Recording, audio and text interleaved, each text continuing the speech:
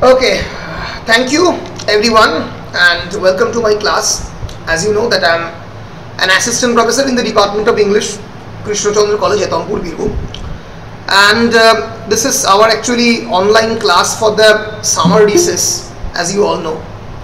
And today I'll begin with my lecture on creative writing. Just a second.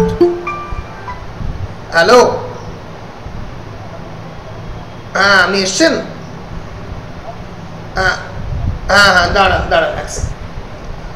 এই বিলাস একবার এসে নিয়ে যায় কলটা।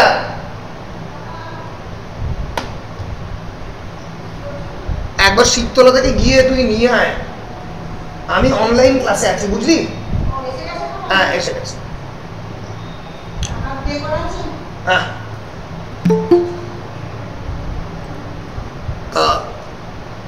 Sorry for the disturbance. তো আজকে আমরা ঠিক করেছি, as you know that we will begin with our SEC skill enhancement course and that is creative writing, যেটা আমাদের ENGL 2051 ক্লাসে অনেকেই ঢুকছে। একটু তোমরা ক্লাসে একটু আগে আগে ঢুকে যেও, না হলে যেটা ঘটবে সেটা তোমাকে বারবার আর কি মানে স্ক্রিনে ফিরতে হচ্ছে, ঠিক আছে? তো বেশ, তো স্কিল এনহ্যান্সমেন্ট কোর্স ENGL 2051 দিয়ে আমরা আজকের ক্লাস শুরু করছি। আমরা অলরেডি মেজর বারবারার একটা পার্ট পড়েছি, অ্যাজ ইউ অল নো। আমরা মেজর বারবারার ক্লাস কন্টিনিউ করব। আগে ক্রিয়েটিভ রাইটিংয়ের খানিকটা অংশ আমরা এই ছুটির মধ্যে পড়িয়ে দিই, তাহলে একটা সুবিধা হবে আমাদের, যে ক্লাস শুরু হলে আমাদের এই অংশটা অনেকটা আমাদের এগিয়ে থাকবে। তোমরা জানো যে স্কিল এনহ্যান্সমেন্ট কোর্স একটা 50 মার্কসের এক্সামিনেশন, যেটা হোম সেন্টার এক্সামিনেশন হয় সাধারণত, এবং তার মধ্যে থিওরি 40 মার্কসের এবং একটা ইন্টারনাল অ্যাসেসমেন্ট হয় 10 মার্কসের, যেটা ক্লাসের মধ্যে টেস্টটা হয় এবং জানিয়ে দেওয়া হয়। ধরা যাক তোমাদের পরীক্ষা যদি আমি ফর এক্সাম্পল বলছি সেপ্টেম্বরে হয় বা পুজোর আগে আগে হয়, তাহলে তোমাদের ইন্টারনাল অ্যাসেসমেন্ট ওই অগস্ট নাগাদ আমরা নিয়ে নেব। এবার কথাটা হচ্ছে যে এই ক্রিয়েটিভ রাইটিং যে কোর্সটা, এটার সিলেবাস কি? আমরা আজকে এই সিলেবাসের দিকে তাকাবো, খানিকটা সিলেবাস নিয়ে ডিসকাস করবো অল্প করে, এবং তার সঙ্গে সঙ্গে আমরা ডাইরেক্ট ক্রিয়েটিভ রাইটিং কাকে বলে, definition and scope of the creative writing, various types of creative writing, expository, descriptive, persuasive, narrative, এগুলো নিয়ে একটু আলোচনা করব। তো তোমাদের সিলেবাসের basically your entire syllabus of the creative writing is divided into 5 sections. Okay, 5টা সেকশনে বিভক্ত, এবং তার মধ্যে 3টে টেক্সট বেসড সেকশন আছে। টেক্সট বেসড সেকশন মানে কি? মানে 3টে বেসিক্যালি তোমাদের যেরকম ক্রিয়েটিভ রাইটিংটা একটা থিওরিটিক্যাল কনসেপ্ট, একটা তাত্ত্বিক কনসেপ্ট, তো সেই ক্রিয়েটিভ রাইটিংয়ের তত্ত্ব নিয়ে এবং তার প্র্যাকটিক্যাল দিক নিয়ে যেরকম তোমাকে পড়াশোনা করতে হবে, তার সঙ্গে সঙ্গে ক্রিয়েটিভ রাইটিংয়ের ওপর একটা মানে একটা পোয়েট্রি, একটা শর্ট স্টোরি, এবং কেমন করে একটা ভালো লেখা যেতে পারে, principles of good writing, how to right creative writing, তাই নিয়ে লেজলি হিলের একটা বিখ্যাত টেক্সট রয়েছে। তো সেই টেক্সটটাও তোমাদের সিলেবাসের মধ্যে আছে। তো আমরা একবার যদি দেখে নিই, তোমাদের সিলেবাসের প্রথম সেকশনের নাম হচ্ছে ইন্ট্রোডিউসিং ক্রিয়েটিভ রাইটিং। কাকে ক্রিয়েটিভ রাইটিং বলে? What is creative writing? What are the various types of creative writing? Expository, descriptive, persuasive, narrative, এবং তার সঙ্গে সঙ্গে the craft of creative writing. Craft মানে শিল্প। কেমন ক্রিয়েটিভ রাইটিং তো শিল্প, সেটা শিল্পটার কী কী ক্যারেক্টারিস্টিক্স, তার কী কী বৈশিষ্ট্য, সেটাও এর মধ্যে আছে। এছাড়া এই সেকশনে আছে লেজলি, হ্যাঁ বলুন সৌমেন বাবু।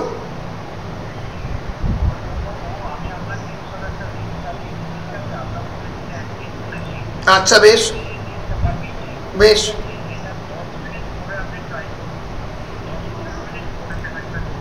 বেশ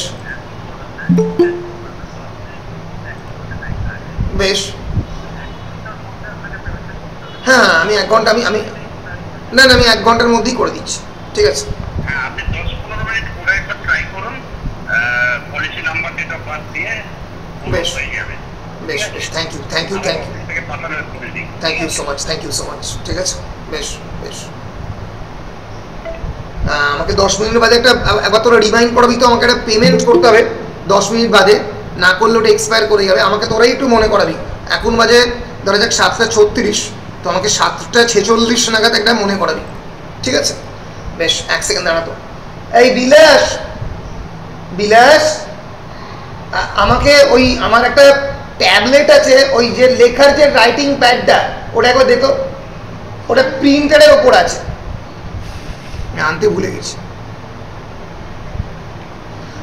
বেশ তো এই যে ক্রিয়েটিভ রাইটিং যে সেকশনে এই ক্রাফট অফ রাইটিং কেমন করে লেখার শিল্পটা এবং লেজলি হিলের প্রিন্সিপলস অফ গুড রাইটিং এই দুটো এইটা একটা হচ্ছে তোমাদের টেক্সট আমি টেক্সটটা দেখাবো এই টেক্সটটা আমরা এই বিলাস তুই সরি কাটাচ্ছি ওই পেনটা আনতে হবে ওই ওখানে পেনটা আছে না এমনি পেন এইটার জন্য যে পেনটা এইটার ওপর লেখার জন্য একটা পেন আছে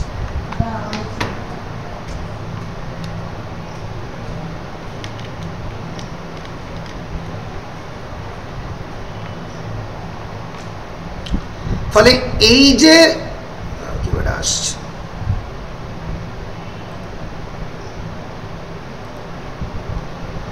ফলে এই যে আবার আসছে বারবার এলে আমি অ্যালাউ করবো নাকি করাবো বেশ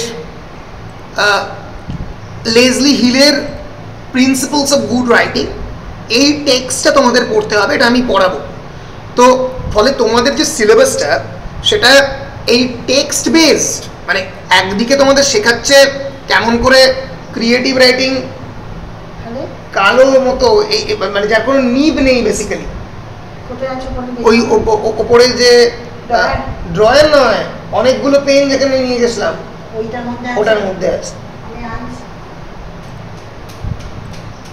লেজলি হিলের প্রিন্সিপলস অফ গুড রাইটিং এই যে টেক্সটটা এটা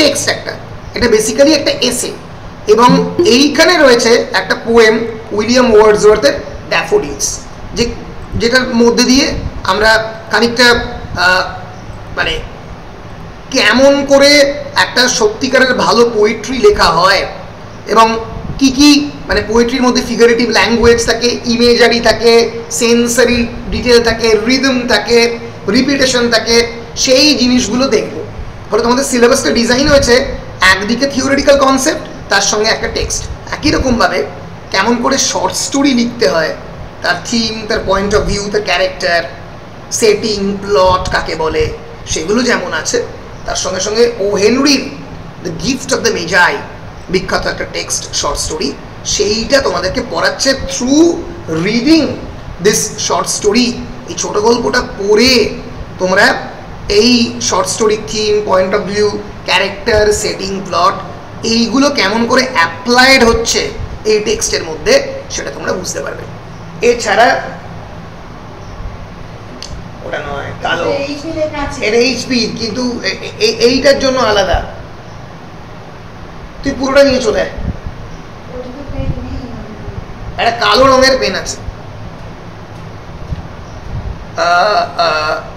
তো এই short story theme point of view character এই জিনিসগুলো আমরা গিফট অফ দ্য মেজাই টেক্সটটা পড়ে শিখব এবং তার সঙ্গে সঙ্গে আর একটা সেকশন আছে identification with reasons of the type and stylistic features of an unseen literary passage একটা আনসিন লিটারারি প্যাসেজ দেবে তার স্টাইলিস্টিক ফিচার কি স্টাইলে লেখা হয়েছে সেই বিষয়গুলো নিয়ে তোমাদেরকে আলোচনা করতে হবে ফলে পরিষ্কার হলো যে সিলেবাসের বেসিক্যালি 5টা section first section is about what is creative writing about various types of creative writing আমরা পড়বো second section writing as a craft, creative রাইটিংটা শিল্প হিসেবে কেমন, তার কি কি বৈশিষ্ট্য রয়েছে সেটা আমরা জানবো।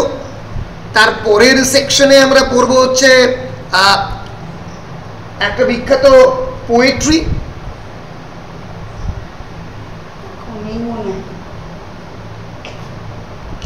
সে কি রে তো নিয়ে গেলাম, না না এর মধ্যেই ছিল, তাহলে তাহলে ওই ওটার মধ্যে পরে দেখিস, এখন আর দেখে লাভ নেই, পরে দেখিস ড্রয়ারের মধ্যে অনেকগুলো আমি পেন মোট কথা রেখে এসেছি উপরে, ঠিক আছে এখন আর যেতে হবে না, পরে। তো বেশ, তো এই হচ্ছে মোটামুটি তোমাদের সিলেবাস। হ্যাঁ বলো, কেউ কোনো প্রশ্ন আছে কারোর কোনো? হ্যাঁ স্যার, একটা কোয়েশ্চেন আছে। বলো বলো বলো প্লিজ। স্যার ওই পোয়েট্রি বা যে এসে যেগুলো আছে, যেটাতে যে ক্যারেক্টারিস্টিক্স বা যে ইমেজারি, যে রিপিটেশন যেগুলো দেওয়া রয়েছে, তো ওইগুলো কি ওই পোয়েম বা এসের বেসিসে কোয়েশ্চেন আসবে নাকি মানে কিরকম কোয়েশ্চেন আসবে? হ্যাঁ ভালো প্রশ্ন। আমি দেখো আমি তোমাদেরকে এই সিলেবাসের মানে এই যে স্টাডি মেটেরিয়ালটা আমি তৈরি করেছি, সেই স্টাডি মেটেরিয়ালে আমি ওই সেকশনগুলোতে আমি কয়েকটা প্রশ্নের এক্সাম্পলও দিয়েছি, 2 নম্বর এবং 5 নম্বরের, দেখলে দেখতে পারবে দু রকমভাবেই আসতে পারে। ফর এক্সাম্পল আমি একটা এক্সাম্পল দিচ্ছি, ধরা যাক এই লেজলি হিলের যে টেক্সটটা রয়েছে, সেই টেক্সট থেকে ইটসেলফ টেক্সটটা নিয়ে কয়েকটা বেসিক ইনফরমেশন রিলেটেড কোয়েশ্চেন করতে পারে। ধরা যাক তোমাকে এরকম কোয়েশ্চেন দিল যে মানে এবং তার সঙ্গে সঙ্গে এমনি ক্যারেক্টারিস্টিক্স অফ গুড রাইটিং যেটা ইন জেনারেল সেটা নিয়েও কোয়েশ্চেন করতে পারে। ধরা যাক what does the term writing as craft mean, name 2 essential elements of good writing, what is conciseness important, why is conciseness important in writing, কেন preciseness conciseness writing এ important, এরকম related question আসতে পারে। আবার আসতে পারে যে how does Ellie Hill define simplicity in his writing, বুঝতে পেরেছো? আবার ধরা যাক ড্যাফোডিল নিয়ে কোয়েশ্চেন আসতে পারে, ড্যাফোডিলের কিছু বেসিক ইমেজারি নিয়ে। আবার ইন জেনারেল ইমেজারি নিয়েও কোয়েশ্চেন আসতে পারে regarding the definition of imagery. বলো পরিষ্কার কি পরিষ্কার নয় স্নেহা? হ্যাঁ স্যার। বেশ পরিষ্কার। 1 মিনিট দাঁড়াও তো, আমি একবার পেমেন্টটা ট্রাই করে নিই। তোমার আসলে আজকে আমার মানে একটা হেলথ ইন্স্যুরেন্স আর কি এক্সপায়ার করেছে, তো সেই জন্য আমি 1 মিনিট একটু দেখে নিই, কারণ এটা না হলে খুব বিপদ হয়ে যাবে আর কি। 1 সেকেন্ড দাঁড়াও।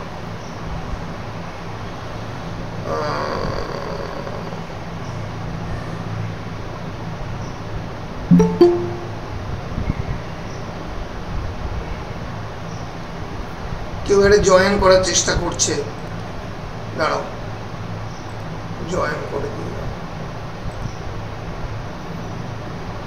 তোমরা একটু 5 মিনিট দাঁড়াও, হ্যাঁ আমি একটু পেমেন্টটা করে নিই। এক্সট্রিমলি সরি, কিন্তু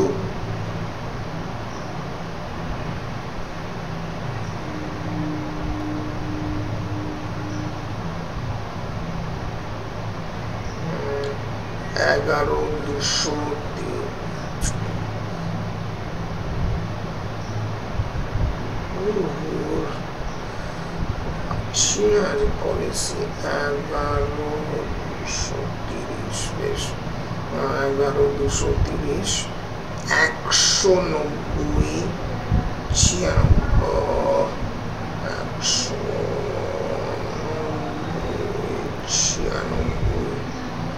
11,230 190 96 7604 453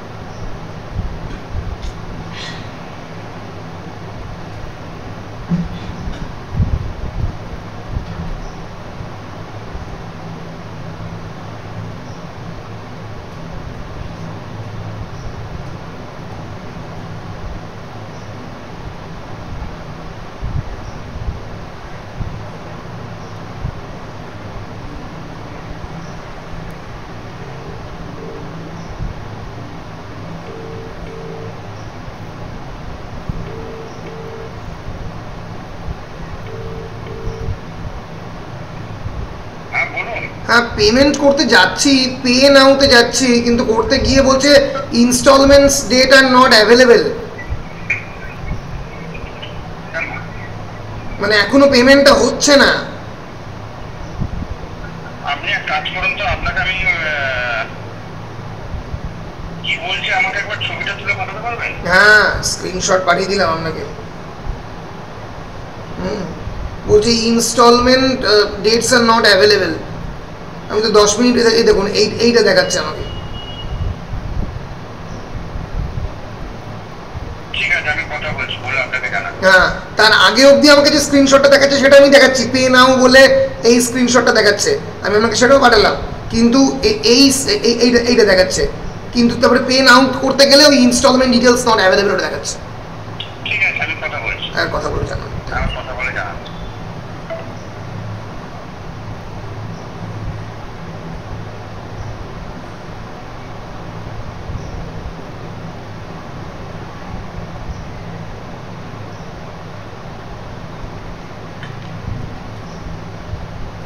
বেশ সরি, আমি আসলে ব্যস্ত হয়ে পড়েছিলাম।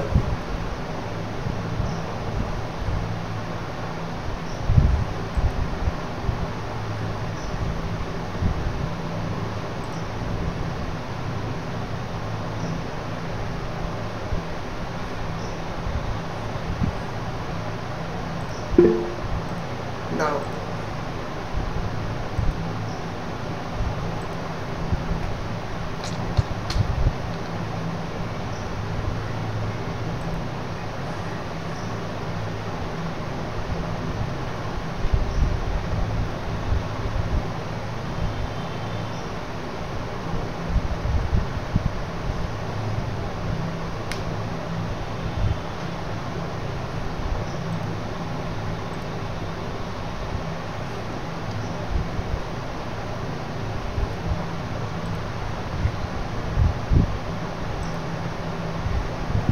বেশ তো তো আমরা তাহলে শুরু করছি এই ক্রিয়েটিভ রাইটিং দিয়ে। দাঁড়াও ফোন আসছে। হ্যাঁ বলুন সোমেন দাও। বলছি যে আপনি 8:30 নাগাদ ট্রাই করবেন, ঠিক আছে? ইনস্টলমেন্ট ডিটেলস এখনো পর্যন্ত আসেনি, বললাম না একটু টাইম লাগবে ওটা। ও তাহলে 8:30,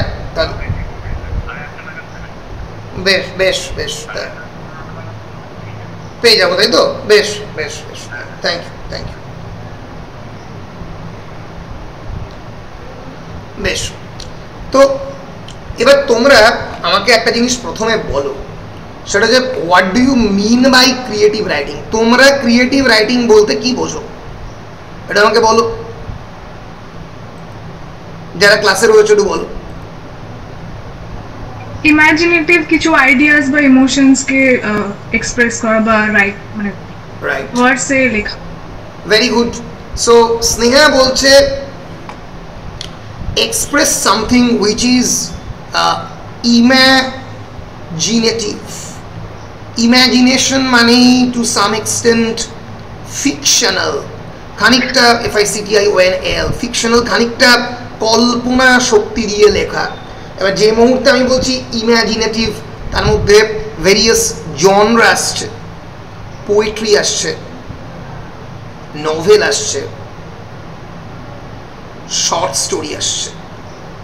So basically creative writing is actually a form of literary writing, তাই তো? এক ধরনের সাহিত্য নির্ভর লেখা।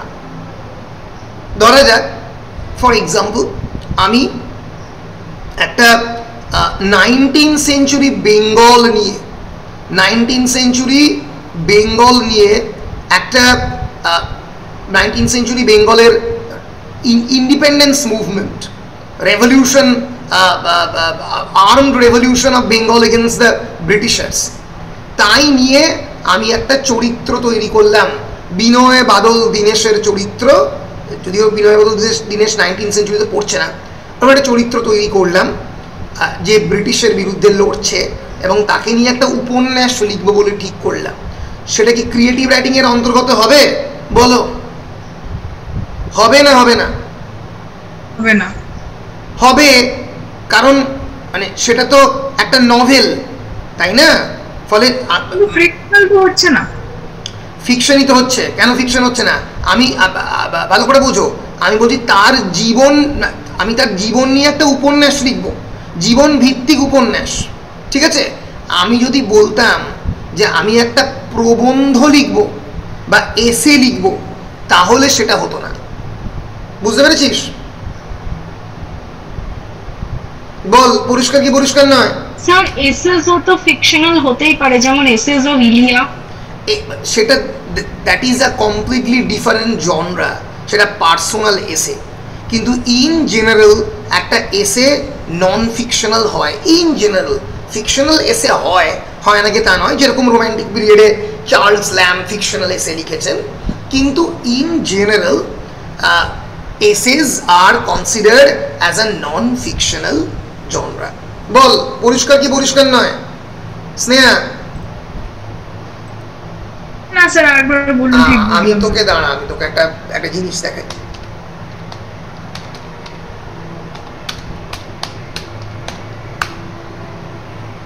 স্ক্রিন দেখতে পাচ্ছিস? হ্যাঁ। তো স্ক্রিনের মধ্যে আমি একটা বিখ্যাত জনরা দেখাচ্ছি, আবার কেউ জয়েন করার চেষ্টা করছে আধ ঘন্টা বাদে ক্লাসে।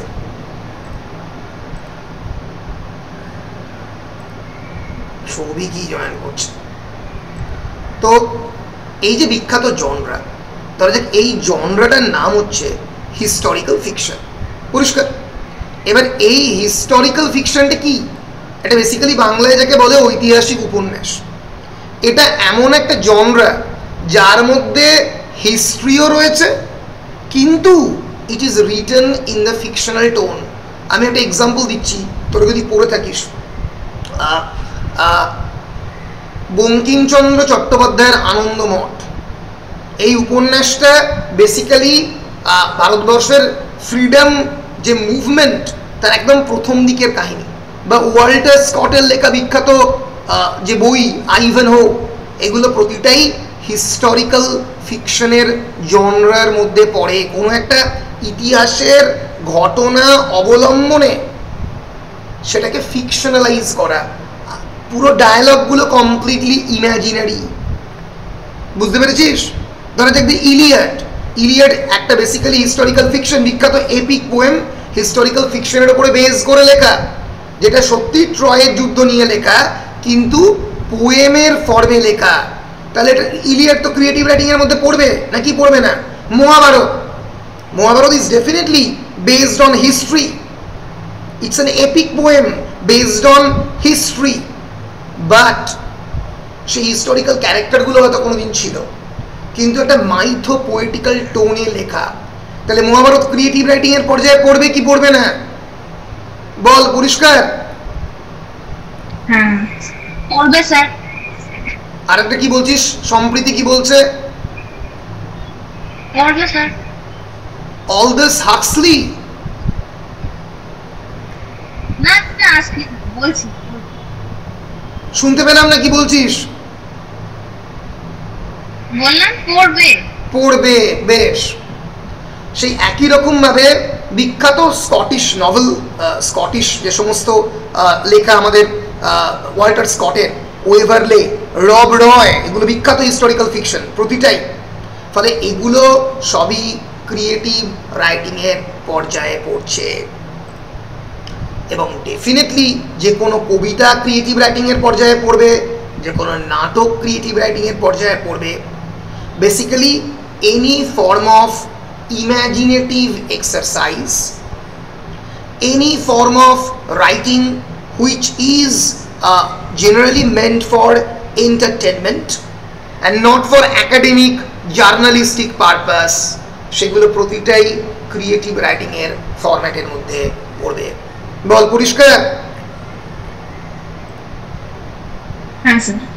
তাহলে ক্রিয়েটিভ রাইটিং এর ডেফিনেশনের দিকে যদি আমরা তাকাই, তাহলে আমরা কি দেখব? যে এগুলো একটু মনে রাখতে হবে। Creative writing is the art of crafting original content, এটা সবাই লিখতে পারে না, সবাই চেষ্টা করলেও প্রতিদিন কবিতা লিখতে পারি না। মেঘমুলুকের ঘরের ভেতর মন খারাপের দিস্তা, মন খারাপ হলে কুয়াশা হয়, ব্যাকুল হলে তিস্তা। তুমি বললাম ব্যাকুল হলে তিস্তা, তিস্তা একটা বিখ্যাত রিভারের নাম, বিখ্যাত নদী উত্তরবঙ্গে রয়েছে। যদি কেউ দার্জিলিং যাস তাহলে তিস্তার ওপর দিয়েই যাবি আর কি। তো মনের ব্যাকুলতার সঙ্গে আমি যেভাবে তিস্তাকে তুলনা করছি, এই যে use of the imagery, vivid imagery, আমি চোখের সামনে ওই নীল রঙের সবুজ রঙের কম্বিনেশনের তিস্তাকে চোখের সামনে দেখতে পাচ্ছি, এবং ব্যাকুলতার সঙ্গে আমি তুলনা করছি নদীর। এটা কেবলমাত্র কয়েকজনই পারে, কিছু কিছু কবি পারে, যে বলে না যে সবাই কবি নয়, কেউ কেউ কবি হয়। ফলে definitely creative writing is a most importantly is a art form, মনে থাকবে, ইজ আ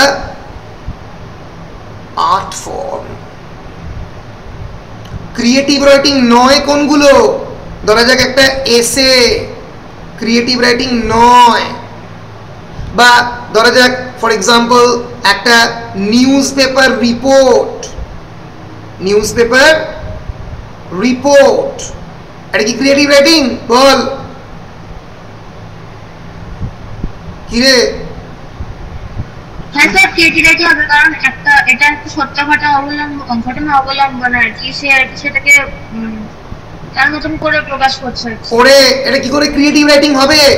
কারণ এটা তো মানে সে সেইখানে দাঁড়িয়ে একটা নির্দিষ্ট সংবাদের ওপরে সে রিপোর্ট করছে, সেখানে ইমাজিনেশন কি করে সে ঢোকাবে? সে তো ইমাজিনেশন ঢোকাতে পারবে না সেখানে। ফলে নিউজ পেপার রিপোর্ট, হ্যাঁ news paper report creative writing এর পর্যায়ে পড়ছে না। ক্রিয়েটিভ রাইটিং এর পর্যায়ে পড়বে একটা ট্র্যাজেডি, একটা কমেডি। ক্রিয়েটিভ রাইটিং এর পর্যায়ে পড়বে একটা এপিক পোয়েম, একটা মহাকাব্য। ক্রিয়েটিভ রাইটিং এর পর্যায়ে পড়বে একটা নভেল। বেসিক্যালি যেগুলো meant for literature, news paper report নয়। একটা পিএইচডি ডিসার্টেশন বল, পিএইচডি থিসিস, ক্রিয়েটিভ রাইটিং না ক্রিয়েটিভ রাইটিং নয়? অফকোর্স নয়, কারণ ওটা পুরোপুরি ফ্যাকচুয়াল, আমি কিছু করতে পারবো। যেগুলো ফ্যাকচুয়াল, যেগুলো ইনফরমেটিভ, যেখানে তুমি তোমার ইমাজিনেশন ঢোকাতে পারবে না, সেগুলো কোনোটাই ক্রিয়েটিভ রাইটিং নয়। আমার প্রথম দিনের কাজ হচ্ছে কাকে ক্রিয়েটিভ রাইটিং বলে এবং কাকে কোনটা ক্রিয়েটিভ রাইটিং নয় সেই সম্পর্কে তোদেরকে অ্যাওয়্যার করা। So creative writing is an art form, যেটা PhD dissertation can't be a art form, a dissertation writing can't be a art form. একটা স্কলারলি রাইটিং, একটা একাডেমিক রাইটিং, জার্নালিজম, এগুলো কোনোদিন শিল্প হয়ে উঠতে পারে না। একটা কবিতা শিল্প। ফলে ক্রিয়েটিভ রাইটিং এর মধ্যে শৈল্পিক সত্তা থাকতে হবে, হবেই না হলে ক্রিয়েটিভ রাইটিং হবে না, হবে না, হবে না। বল পরিষ্কার কি পরিষ্কার নয়? কিরে? Yes. So creative writing is the art of crafting original content by using imagination, কল্পনা। একজন শিল্পী নিজের চোখের সামনে দেখতে পাচ্ছেন যে আমি যদি একটা নভেল লিখি, ধরা যাক মঙ্গোলিয়া নিয়ে আমি একটা নভেল লিখছি, আমি মঙ্গোলিয়ার হিস্ট্রি অফকোর্স পড়ব, কিন্তু তার সঙ্গে সঙ্গে আমাকে জানতে হবে যে আমার ভিতরের মধ্যে আমার শৈল্পিক সত্তা থাকতে হবে, যার মধ্যে দিয়ে আমি মানুষ চক্ষে বা আমার ইমাজিনেটিভ ক্যাপাবিলিটি দিয়ে সেই মঙ্গোলিয়াকে আমি দেখতে পারবো। আমি একটা বিখ্যাত এক্সাম্পল দিচ্ছি তোদেরকে। আজকালকার যারা রাইটার, বড় রাইটার, ধরা যাক অমিতাভ ঘোষ, অমিতাভ ঘোষের বিখ্যাত বই রিভার অফ স্মোক, অনেকেই বইটা পড়েছে। মানে একটা ছোট থান ইটের মতন মানে বড় বই, ছুঁড়ে মারলে 3 জন আহত হয়ে যেতে পারে। প্রায় 900 পাতার উপন্যাস রিভার অফ স্মোক। এটা আইবিস ট্রিলজির পার্ট। আইবিস ট্রিলজি কি নিয়ে? আইবিস ট্রিলজি বেসিক্যালি ওপিয়াম নিয়ে, ওপিয়াম ওয়ার নিয়ে, মানে আফিন নিয়ে। বেসিক্যালি ভারতবর্ষ এবং চীন, তাদের মধ্যে অনেকগুলো যুদ্ধ হয়েছিল, একটা বিরাট বড় ট্রেড রুট ছিল, এই নিয়ে লেখা একটা ট্রিলজি মানে তিনটে উপন্যাসের কম্বিনেশন। অমিতাভ ঘোষের লেখা সি অফ পপিজ, পাবলিশড হয় 2008-এ, রিভার অফ স্মোক পাবলিশড হয় 2011-এ, and flood of fire published হয় 2015-এ। এইগুলো কিন্তু প্রতিটাই একটা post colonial literature. Post colonial মানে উত্তর ঔপনিবেশিক লেখা, উপনিবেশ নিয়ে, কলোনিয়াল হিস্ট্রি নিয়ে। ইন্ডিয়া কলোনি ছিল, চায়না কলোনি ছিল, সেই কলোনিয়াল হিস্ট্রি নিয়ে। and it is basically set across the Indian Ocean region during the 1830s in the lead up to the first opium war. প্রথম ওপিয়াম ওয়ার যেটা হয় ব্রিটিশদের সঙ্গে, চাইনিজ উইং ডাইনাস্টির সঙ্গে ব্রিটিশ এম্পায়ারের, তাই নিয়ে এই তিনটে উপন্যাস। আজকালকার বড় বড় উপন্যাসিকরা রিসার্চারদের ইউজ করে, মানে ধরো যে অমিতাভ ঘোষের আন্ডারে অনেক টিম আছে, টিমের আন্ডারে রিসার্চার কাজ করে। আমার বন্ধুও অমিতাভ ঘোষের আন্ডারে টিমে কাজ করেছে as a researcher. Say research করে একটা জমা দিল বিরাট বড় সেই সময়কার ঘটনা প্রবাহ, তার উপরে দাঁড়িয়ে অমিতাভ ঘোষ একটা উপন্যাস লিখলো, সেই ঘটনার ভিতরে বিভিন্ন চরিত্রকে ঢোকালো এবং আপন মনের মাধুরী মিশিয়ে নিজের ইমাজিনেশন দিয়ে চরিত্রগুলোকে তৈরি করলো। বুঝতে পেরেছিস? এই যে in the sea of poppies, the Ibis একটা বিখ্যাত জাহাজ, set off from Calcutta carrying indentured servants convicts destined for মরিশাসে বেশ কয়েকজন এই লেবারারদের নিয়ে, সার্ভেন্টদের নিয়ে যাত্রা শুরু করলো। এখানে বিভিন্ন বাঙালি জমিদারের চরিত্র, বিভিন্ন ক্লাসের লোকজনকে এই নভেলের মধ্যে তিনি ঢুকিয়ে দিলেন। ফলে এটা সত্যি ঘটনা অবলম্বনে লেখা একটা ফিকশন, এবং সেই জন্যই অমিতাভ ঘোষের লেখা একটা লিটারারি ওয়ার্ক, এটা একটা ক্রিয়েটিভ রাইটিং।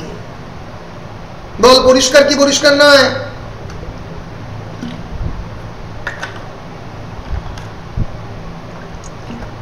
বল রে, হ্যাঁ না বললে আমি বুঝতে পারবো না।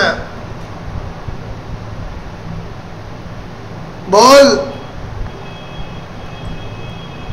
সবাই বল রে, শুনতে পাচ্ছিস না পাচ্ছিস না?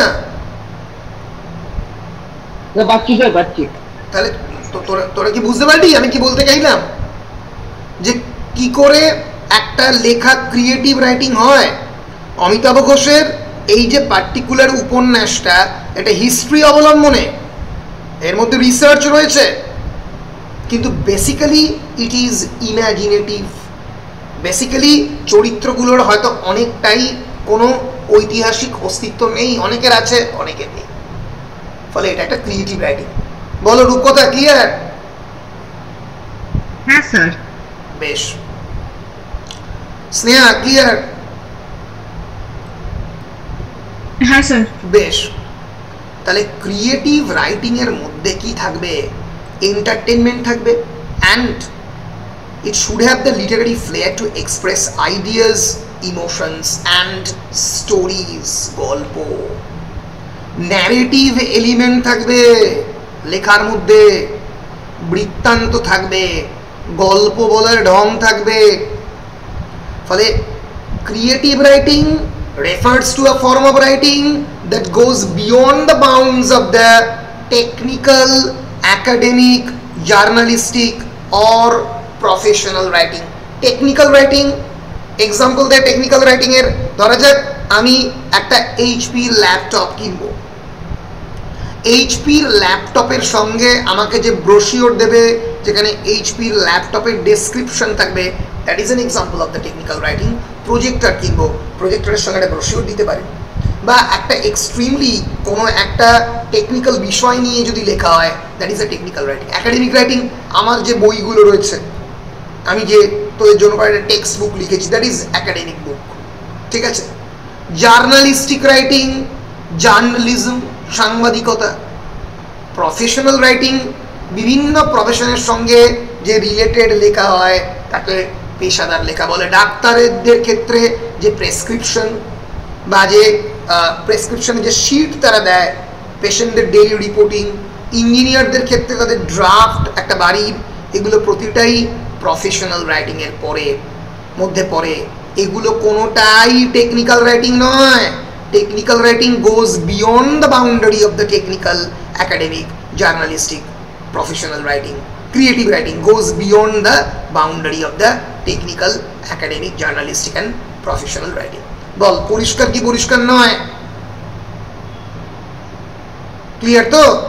It is marked by the use of the imagination, originality and artistic expression. তাহলে টেকনিক্যাল রাইটিং এ কি থাকতে হবে? Most importantly originality.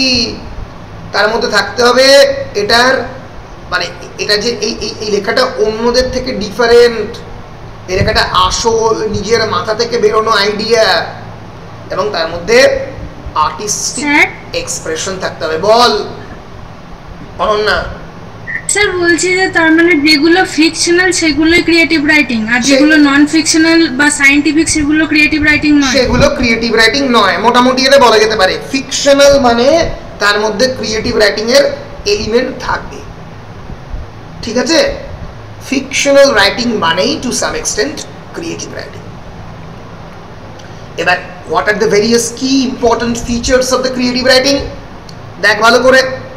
এক নম্বর, ইমাজিনেশন অ্যান্ড অরিজিনালিটি। তার মধ্যে নভেল আইডিয়াস থাকবে এবং তার পার্সোনাল এক্সপ্রেশন, তার ব্যক্তিগত বক্তব্য তার মধ্যে থাকবে, অথরের নিজস্ব বক্তব্য। Aesthetic use of language. What is aesthetics ladies and gentleman? বলো, কাকে এস্থেটিক্স বলে? আগের দিন ক্লাসের মধ্যে বলেছি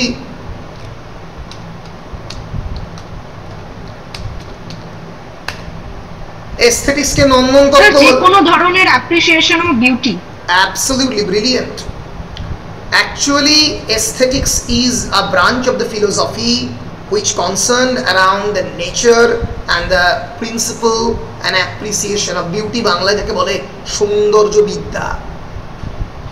এবার বিউটি মানে আমাদের চারপাশের যে ন্যাচারাল বিউটি হতে পারে, হিউম্যান বিউটি হতে পারে, যে কোনো কিছুর মধ্যে সৌন্দর্য খুঁজে পাওয়া হতে পারে। এই যে সানসেট কারোর কাছে বিউটিফুল লাগতে পারে, সেই এক্সপ্রেশন অফ দ্য সানসেট আমি যখন এস্থেটিক্যালি এক্সপ্রেস করব through form of writing, it can B through fiction, it can B through poetry, কবিতার মধ্যে, সেইটা একটা ক্রিয়েটিভ রাইটিং এর পার্ট হবে। তাহলে ক্রিয়েটিভ রাইটিং এর মধ্যে এস্থেটিক্স থাকবে, যেটা টেকনিক্যাল রাইটিং এ থাকতেও পারে, নাও থাকতে পারে। অ্যান্ড ভেরি, বলো রূপকথা। আমাদের এখন যে কনসেপ্টটা হয়েছে একটু অ্যাস্থেটিক্স এর, যেমন অনেক পুরনো বা বাইজার জিনিসে বিউটি খুঁজে তোলা, যেমন ভাঙা ওয়ালস, তারপর মানে পুরনো বাড়ি। তো এই কনসেপ্টটা অ্যাস্থেটিক্স এর নতুন ডেভেলপ করেছে, নাকি এটাও মানে অ্যাস্থেটিক্স এ ইনক্লুডেড ছিল যে পুরনো জিনিসপত্র রুইনস এর মধ্যে বিউটি খুঁজে বার করা? খুবই ভালো প্রশ্ন, এবং আমার উত্তরটা হচ্ছে যে চিরকালই ছিল। এবং যদি তুমি রোম্যান্টিক লিটারেচার পড়ো তাহলে খুব ভালো করে পড়লেই বুঝতে পারবে যে সেটা শেলি বলো বা কিটস বলো বা গথিক লিটারেচার, আমার স্ক্রিনের দিকে তাকালে বুঝতে পারবে এই যে গথিক লিটারেচার। এখন তো পোমো গথিক বলে একটা কথা এসছে, পোস্ট মডার্ন গথিক। এই গথিক লিটারেচার কি নিয়ে? বেসিক্যালি গথিক আর্কিটেকচার নিয়ে। এই যে বিরাট বড় বড় রুইন্সের মধ্যে it's a genre of writing characterized by fear, horror and suspense. এবং এই কথাটা এসছে এই গথিক আর্কিটেকচার থেকে। একটা বিরাট ভাঙা পুরো বাড়ি, তার মধ্যে ড্র্যাকুলা রয়েছে, তার মধ্যে কোনো একটা অদ্ভুত মনস্টার লুকিয়ে রয়েছে। এইগুলো প্রতিটাই লিটারেচারে কোনো না কোনো সময় এক্সপ্লোর করা হয়েছে। Actually the word aesthetics is very much connected with the word ethics. তুমি বলবে যে এথিক্সের সঙ্গে এস্থেটিক্সের কি সম্পর্ক? এথিক্স তো নীতিবিদ্যা। ধরা হয় ethics কি? Ethics is a branch of philosophy that explores the principles of right and wrong conduct, moral obligations and pursuit of good life. R aesthetics কি? aesthetics হচ্ছে proportion, কতটা প্রপোর্শনে একটা জিনিস হলে বিউটিফুল হবে। একটু ভালো করে চিন্তা করো, একটা নির্দিষ্ট প্রপোর্শন অবধি কোনো একটা জিনিসকে বিউটিফুল লাগবে, তারপরে যদি সেটা ইনফ্লেটেড হয়ে যায় বা খুব রোগা হয়ে যায়, খুব মোটা হয়ে যায়, তাহলে তাকে এস্থেটিক লাগবে না। এথিক্সও তাই। জীবনে গুড এবং ইভিল দুটোর মাঝখানে যে বর্ডার লাইন, মানে কতটা খুব বেশি হয়ে গেলে সেটা ইভিল হয়ে যেতে পারে, ঠিকঠাক থাকলে গুড হতে পারে। এই জন্যই এথিক্স নীতিবিদ্যা এবং এস্থেটিক্স সৌন্দর্যবিদ্যা, they are interconnected with one another. রূপকথার যে প্রশ্নটা সেটা হচ্ছে পুরনোর মধ্যে, রুইন্সের মধ্যে এস্থেটিক্স জিনিস খুঁজে বের করা চিরকালই ছিল। রোম্যান্টিক লিটারেচার থেকে শুরু করে আরও বিভিন্ন লিটারেচারের মধ্যে আমরা এই যে মিডিয়াভালিজম, মধ্যযুগীয় ক্যাসেলের মধ্যে বিউটি খুঁজে বার করছে পোয়েটরা, চিরকালই আমরা এটা পেয়েছি। বলো রূপকথা ক্লিয়ার কি ক্লিয়ার নয়? হ্যাঁ স্যার ক্লিয়ার, কিন্তু এই এথিক্স আর অ্যাস্থেটিক্স কে লিঙ্ক করাটা একটু খুব অদ্ভুত বিষয়, কারণ বিউটিকে তো মানে সবসময় যে প্রপোর্শনেটলি ডিফাইন হবে তার তো কোনো মানে নেই, যে বিউটিকে আমরা ডিফাইন করছি। ঠিক ঠিক ঠিক, খুবই মানে খুবই ইন্টেলিজেন্ট প্রশ্ন হয়েছে। এবার ব্যাপারটা কি, মানে বেসিক্যালি এথিক্স এবং এস্থেটিক্স কোন জায়গায় কানেক্ট হচ্ছে একটু দেখাই। এবং তুমি যেটা বলছো সেটা ঠিকই, মানে বিউটি মানে নন প্রপোর্শনেট জিনিসের মধ্যেও ডেফিনেটলি পাওয়া যেতে পারে, কিন্তু এখানে প্রপোর্শনের প্রশ্নটা কিন্তু মরালিটির প্রশ্নের সঙ্গে কানেক্টেড, ফিজিক্যাল শেপের সঙ্গে নয়, সেটা বুঝতে হবে। দাঁড়াও,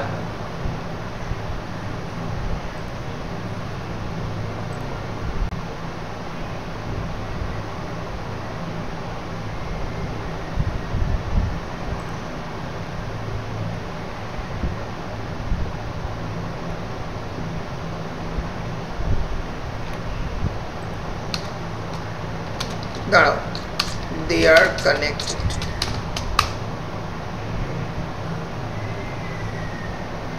এই যে ethics and aesthetics are while distinct are connected in their shared concern for value judgments. দুটোই কিন্তু ভ্যালু জাজমেন্ট দিচ্ছে। ethics focuses on moral values while aesthetics explores what is beautiful and artistically pleasing. এবার যেটা আর্টিস্টিক্যালি pleasing সেটাই ethics বলবে, যেটা ethically হয়তো good. Both involve evaluating experiences and objects and they can be link through concepts like beauty in morality and moral beauty in art. ফলে beauty এবং মরালিটিকে দুটো কানেক্ট করার একটা প্রচেষ্টা বেসিক্যালি এথিক্স এবং এস্থেটিক্সের মধ্যে রয়েছে। ইনফ্যাক্ট এস্থেটিক্স ডিসিপ্লিনটা এথিক্স থেকেই বেরিয়েছে। এটা অদ্ভুত শোনালেও এটা সত্যি কথা, বুঝতে পেরেছ? রূপকথা হ্যাঁ স্যার বুঝতে পেরেছি। বেশ, এবার আমি আসছি হচ্ছে আরো কিছু ক্যারেক্টারিস্টিক্সে। ক্রিয়েটিভ রাইটিং এর মধ্যে একটা ইম্পর্টেন্ট ক্যারেক্টারিস্টিক হচ্ছে সাবজেক্টিভিটি। সাবজেক্টিভিটি মানে আমার আমিত্ব, অর্থাৎ আমি যে ওই যে ওয়ার্ডসওয়ার্থ ড্যাফোডিল নিয়ে কবিতা লিখছে, যে 1000 I saw at a glance, কে দেখেছেন? ওয়ার্ডসওয়ার্থ নিজে দেখেছেন। ফলে নিজের যে সাবজেক্টিভ যে ফিলিং, ভালো করে একটু ভাবনা চিন্তা করলে বুঝতে পারবে আমাদের প্রত্যেকের সাবজেক্টিভ ফিলিং কিন্তু আলাদা। এই যে একটা redness of the evening sky যেটা আমি দেখতে পাচ্ছি সানসেটের সময়, আমি যেভাবে পারসিভ করি রূপকথা সেভাবে করবে না, বা সৌভিক সেভাবে করবে না, বা সৌমাল্য সেভাবে করবে না, অনন্যা সেভাবে করবে না। প্রত্যেকের আলাদা আলাদা ফিলিং তৈরি হবে মনের মধ্যে। এবং এর ফলে এই যে আমি redness of the evening sky নিয়ে যদি একটা কবিতা লিখি, একটা সাবজেক্টিভ কবিতা লিখি, প্রত্যেকের কবিতা আলাদা আলাদা হবে। অ্যান্ড দ্যাট ইজ ওয়াই যদি 10 জন কবিকে তুমি কবিতা লিখতে দাও, তিস্তা নদীকে দিয়ে, একটু আমি বলছিলাম যে বিখ্যাত কবিতা ঋতুপর্ণ ঘোষ তার সিনেমায় কোট করেছিলেন, মেঘ পিয়নের ঘরের ভিতর মন খারাপের দিস্তা, মন খারাপ হলে কুয়াশা হয়, ব্যাকুল হলে তিস্তা। এই তিস্তাকে নিয়ে, তিস্তা মানে মন ব্যাকুলতার সঙ্গে যে তিস্তার তুলনা, সেটা কেবলমাত্র একটা ক্রিয়েটিভ রাইটারই করতে পারে, তুমি হলে হয়তো অন্যভাবে করতে। বুঝতে পেরেছ? এই যে ধরা যাক আমি সুকুমার রায়ের আবোল তাবোল, সৌভিক হার্ট দিল, thank you for sharing the heart. Sukumar রায়ের আবোল তাবোল কবিতায় একটা বিখ্যাত কবিতা ছিল, কবিতাটার নাম হচ্ছে লাস্ট কবিতাটা বলতে বলে আমি ভুলে গেলাম, তাল বেতালে খেয়াল সুরে কান ধরেছি কণ্ঠ পুড়ে, ওই পোর্শনটা দাঁড়াও।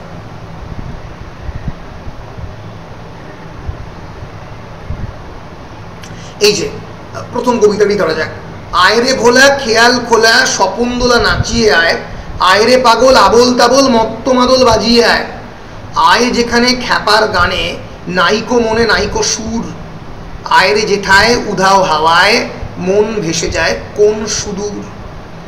এমন একটা ওয়ার্ল্ডের কথা বলছেন, এটাকে সুকুমারের কবিতাটা সুকান্ত চৌধুরী ট্রান্সলেট করেছিলেন ম্যাড ক্যাব হে হো বলে, মানে এমন একটা পৃথিবীর কথা বলছেন যেখানে কোনো বাঁধন নেই, যেখানে কোনো ধরনের রেস্ট্রিকশন নেই, সব কিছু ভেঙে বেরিয়ে থেকে চাইছে। আয়রে খ্যাপা মন ঘুচিয়ে নাচিয়ে নাচন তাদিন দিন, আয় বেয়ারা সৃষ্টি ছাড়া নিয়ম হারা হিসাবহীন।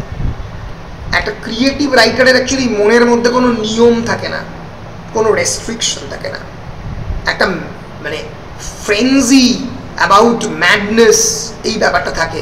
আজগুবি চাল বেঠিক বেতাল মাতবি মাতাল রঙ্গেতে, আয়রে তবে ভুলের ভবে অসম্ভবের ছন্দেতে। দ্য রাইম অফ দ্য ইম্পসিবিলিটির কথা এখানে পোয়েট বলছেন, যে ছন্দ আমরা কোনোদিন সৃষ্টি করতে পারবো না আমাদের প্রতিদিনের জীবনে। একজন ক্রিয়েটিভ রাইটারের জীবন এই অসম্ভবের ছন্দেতে চলে, কোনো রেস্ট্রিকশন নেই যেখানে। তো এই যে একটা কবিতা, এই কবিতাটা তো আমার পক্ষে লেখা সম্ভব নয়, এটা কেবলমাত্র সুকুমার রায়ের পক্ষেই লেখা সম্ভব। তার যে সাবজেক্টিভ মাইন্ড, তার মনের মধ্যে যে সাবজেক্টিভিটি, সেখান থেকেই এই কবিতা বেরিয়েছে, তার মানসিক অভিব্যক্তি থেকে।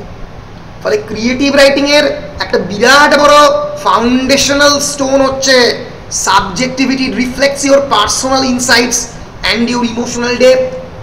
সুকুমার রায়ের মতো কোনো কবিতাই সত্যজিৎ লিখতে পারেননি। সত্যজিৎ সিনেমা তৈরি করেছেন, সেটা অমর হয়ে রয়েছে, তারই নিজের ছেলে। ফলে ক্রিয়েটিভিটি কখনো হেরিডিটারিও হয় না। অফকোর্স এই যে ফ্যামিলি, সেই ফ্যামিলির মধ্যে একটা ইনহেরিটেন্সের ব্যাপার আছেই, উপেন্দ্র কিশোর বলো বা সুকুমার বলো বা সত্যজিৎ বলো, কিন্তু ক্রিয়েটিভিটির ধরনের মধ্যে ডিফারেন্স রয়েছে। সত্যজিৎ দুর্দান্ত ছোট গল্প লিখত, দুর্দান্ত পণ্ডিত মানুষ ছিলেন, প্রবন্ধ লিখেছেন, সিনেমা তৈরি করেছেন পৃথিবী বিখ্যাত, কিন্তু সেটা সুকুমার রায়ের কবিতার ধরনের নয়, সম্পূর্ণ ডিফারেন্ট স্টাইলে। ফলে ক্রিয়েটিভিটি কিন্তু সাবজেক্টিভ হয়, ইম্যাজিনেটিভ হয়, এস্থেটিক ইউজ অফ ল্যাঙ্গুয়েজ তার মধ্যে থাকবে। বল পরিষ্কার কি পরিষ্কার নয় এত দূর পর্যন্ত? স্যার বল। সাবজেক্টিভিটিটা তো তাহলে বেসিক্যালি একটা মানে একটা এক ধরনের পার্সোনাল স্টাইলই হয়ে গেল। হ্যাঁ, তো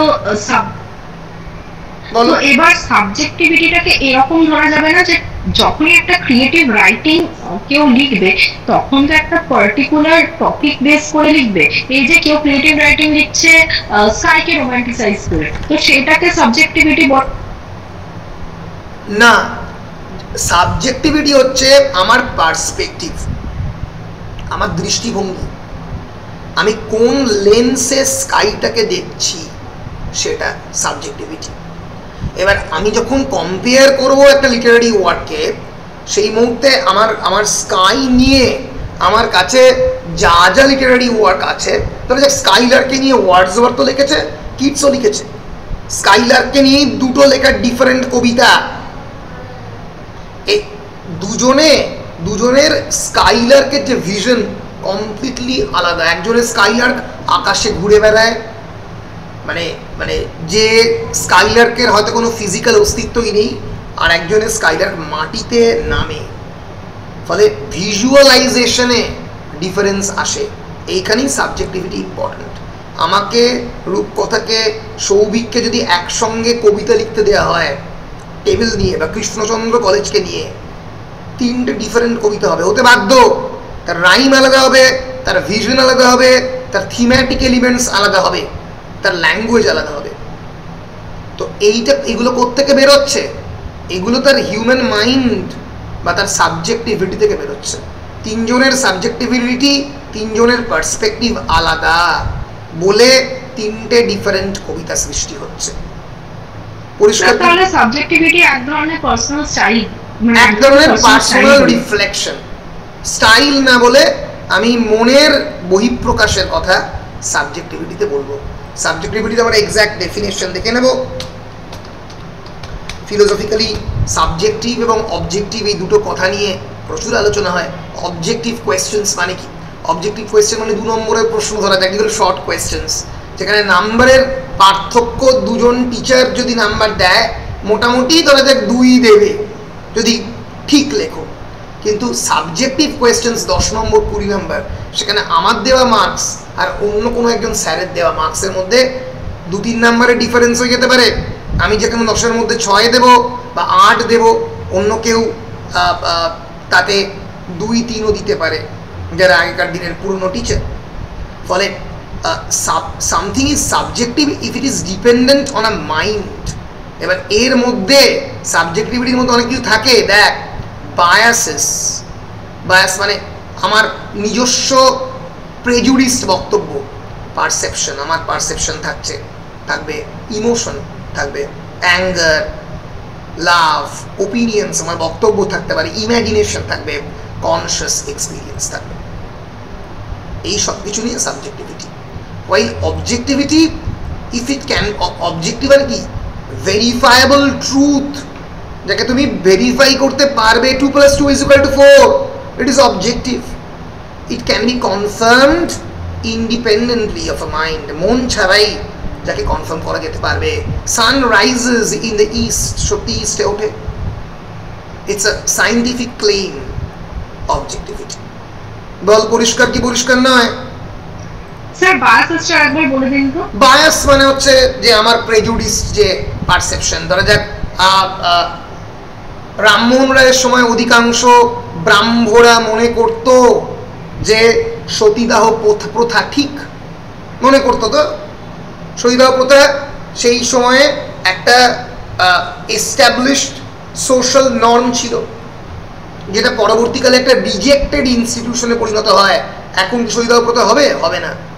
ফলে বায়াস হচ্ছে একটা নির্দিষ্ট জেনারেশনের কোনো একটা নির্দিষ্ট জিনিসের প্রতি তাদের যে পারসেপশন, যেটা পরবর্তীকালে হয়তো ভুল বলে প্রমাণিত হতে পারে, দ্যাট ইজ বায়াস। ধরো আমার লাল রং পছন্দ, সেটা আমার বায়াস হতে পারে, কারণ ইয়েলো কালার পছন্দ হতে পারে, কিন্তু সেটা কোনো সায়েন্টিফিক ট্রুথের উপর ভিত্তি করে নয়। ক্লিয়ার? বেশ, ভেরি গুড। আর কি থাকবে ক্রিয়েটিভ রাইটিং এ? ইম্পর্টেন্টলি থাকবে হচ্ছে ন্যারেটিভ এলিমেন্ট। ন্যারেটিভ এলিমেন্ট মানে বৃত্তান্ত বা গল্প বলতে গেলে যেগুলো লাগে, কি কি লাগে? দ্য ক্যারেক্টার, চরিত্র লাগে। ধরা যাক আমি একটা ফিকশন তৈরি করছি, তোরা এখনো পর্যন্ত কোনো উপন্যাস পড়েছিস? কোনো ফিকশন পড়েছিস? কিছুই পড়িসনি? বল কোনো উপন্যাস না পড়ে থাকলে আমি জেন আয়ের উপন্যাসের সাহায্য নেব। বিখ্যাত টেক্সট, শার্লট ব্রন্টির লেখা, তোদের পরবর্তীকালে থাকবে 1847-এ পাবলিশড হয়ে একটা মেয়ের গল্প। It's a বিল্ডুংসরোমান। বিল্ডুংসরোমান মানে নভেল অফ গ্রোথ, তার গোটা জীবনের গল্প, from 2 or 3 years of age down to her 35 years। এবং এখানে হেইডির মতো, হ্যাঁ হেইডির মতো, ইটস বিল্ডুংসরোমান, যেটাকে বর্তমানে সিনেমার ক্ষেত্রে বলে হচ্ছে কামিং অফ এজ। কি বলে? Coming of age, coming of age cinema, মানে একটা লোক বড় হচ্ছে, কামিং অফ এজ স্টোরি। তার পুরো গল্প বা বড় হওয়ার গল্পটা যখন সেখানে থাকে, যে coming of age story. Bildungsroman narrative that primarily. আপনি ডেড পোয়েট সোসাইটি দেখেছেন? অবশ্যই দেখেছি, বিখ্যাত সিনেমা, দেখেছি। হ্যাঁ স্যার, ওটাকেও কিন্তু কামিং অফ এজ বলে। হ্যাঁ কামিং অফ এজ বলে, কিন্তু মানে ওই যেহেতু ছেলেগুলো বড় হচ্ছে তার গল্প, কিন্তু বিল্ডুংসরোমান একটা মানে একজনের উপরে ফোকাস করে এবং তার বড় হওয়ার গল্প কথা বলে। যেহেতু মানে ডেড পোয়েট সোসাইটিতে অতগুলো ছেলের বড় হওয়ার গল্প মাস্টার মশাইয়ের মধ্যে দিয়ে বলছে, সে তার ছাত্রছাত্রীদের সাহিত্য বোঝাচ্ছে, পড়াচ্ছে, জীবনের প্রতি ভালোবাসা তৈরি করছে, তাই সেটা একটা মানে ওই কামিং অফ এজ সিনেমার মধ্যে অনেক সময় ফেলে। তো ধরা যাক তাহলে মানে কামিং অফ এজ, আপনি প্রথমে বললেন যে একটা পার্টিকুলার মানুষের মানে গ্রোথে ফোকাস করবে, তো এমন এর কোনো মানে নেই যে একদম চাইল্ডহুড থেকে পুরো মানে চাইল্ডহুড থেকে পুরো মানে ফুল লাইফটা কভার করলো, তার কোনো মানে নেই, একটা পার্টিকুলার ফেজ কভার করলো সেটা হতে পারে, থাকলেও হবে, সেটাও হবে, কিন্তু জেনারেলি বিল্ডুংসরোমানের ক্ষেত্রে একটা পিরিয়ড থাকে। দেখ, বিল্ডুংসরোমান is a literary genre that focuses on psychological and moral growth and change of the protagonist from childhood to adulthood. একদম চাইল্ডহুড থেকে 18-25 বছর বয়স পর্যন্ত দেখিয়ে চলে। বিল্ডুং মানে ফরমেশন আর রোমান মানে হচ্ছে নভেল, ওই জন্য ফরমেশন নভেলও বলে। ঠিক আছে, এটা কামিং অফ এজ। ঠিক আছে, it's basically a young person's transition from being a child to an adult. এই ট্রানজিটরি ফেজটাকে কামিং অফ এজ বলে। কিন্তু তুই যেটা বলছিস ডেড পোয়েট সোসাইটি, এই সিনেমাতে কিন্তু এত বড় পিরিয়ডটা দেখায়। এই টার্মটা প্রথম কয়েন করে বিখ্যাত ফিলোলজিস্ট জোহান কার্ল সিমন মর্গেনস্টার্ন তার ইউনিভার্সিটি লেকচারে, এবং পরবর্তীকালে বিল্ডুংসরোমান টার্মটাকে ক্রিয়েট করা হয়। তো এবার ব্যাপারটা কি, ধরা যাক আমি এই 19th সেঞ্চুরি ভিক্টোরিয়ান সোসাইটির ওপরে একটা উপন্যাস লিখব। সেই সময়ে মেয়েদের যে সাপ্রেশন, যে অপারেশন, তাদের যে issue of class, sexuality, religion, feminism সবই এর মধ্যে আসছে, কিন্তু বিভিন্ন চরিত্র ক্রিয়েট করে আসছে। বুঝতে পারছিস?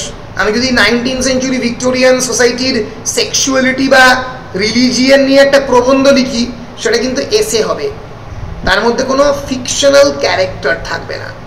যে মুহূর্তে জেন বলে একটা ক্যারেক্টারকে আমি ইন্ট্রোডিউস করলাম, সে তার মাসির কাছে মানুষ হচ্ছে, এবং পরবর্তীকালে সে 10 বছর বয়সে গেট সেট হলে যাবে, একটা অরফ্যানেজে মানুষ হচ্ছে, অরফ্যানেজে তার জীবনের যে অত্যাচার তার উপরে সেগুলো ডিসক্রাইব করা হচ্ছে জেন আয়ারে। সেই সময়কার অরফ্যানেজগুলো ডেঞ্জারাস ছিল, এই নিয়ে চার্লস ডিকেন্সেরও লেখা রয়েছে।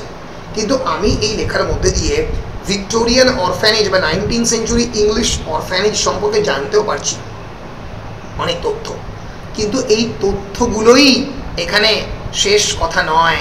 বুঝতে পেরেছিস? এখানে এই চরিত্রটার মধ্যে দিয়ে আমরা যে সেই সময়টা চিনছি, সেইটা ইম্পর্টেন্ট। ফলে এটা একটা নভেল, এটা একটা ক্রিয়েটিভ রাইটিং। ক্লিয়ার কি ক্লিয়ার নয়? বল, ক্লিয়ার কি ক্লিয়ার নয় রে? হ্যাঁ স্যার, ক্লিয়ার। ফলে ক্রিয়েটিভ রাইটিং এর মধ্যে সেটিং থাকবে। সেটিং মানে জেন এর সেটিং কোনটা? 19th century Britain. মেজর বারবারার সেটিং কোনটা? 20th century, early 20th century England, before the First World War, যেখানে স্যালভেশন সেন্টারের মধ্যে বেসিক্যালি দুজন ইডিওলজিক্যালি ডিফারেন্ট ক্যারেক্টার, একটা হচ্ছে বারবারা আন্ডারশ্যাফট আর একটা হচ্ছে অ্যান্ড্রু আন্ডারশ্যাফট, তাদের মধ্যে কনফ্লিক্ট চলছে। একটা ইম্পর্টেন্ট এলিমেন্ট ক্রিয়েটিভ রাইটিং এর কনফ্লিক্ট। বার্নার্ড শ বলেছিলেন নো কনফ্লিক্ট নো ড্রামা। দ্বন্দ্ব না থাকলে, ঝামেলা না হলে, পাতি বাংলায় বলতে গেলে মারপিট না হলে হিরো এবং ভিলেনের মধ্যে বা হিরো এবং হিরোইনের মধ্যে মন কষাকষি না হলে, কনফ্লিক্ট না থাকলে সেই পার্টিকুলার সিনেমা, সেই পার্টিকুলার ফিকশন, সেই পার্টিকুলার টেক্সট দাঁড়াবে না।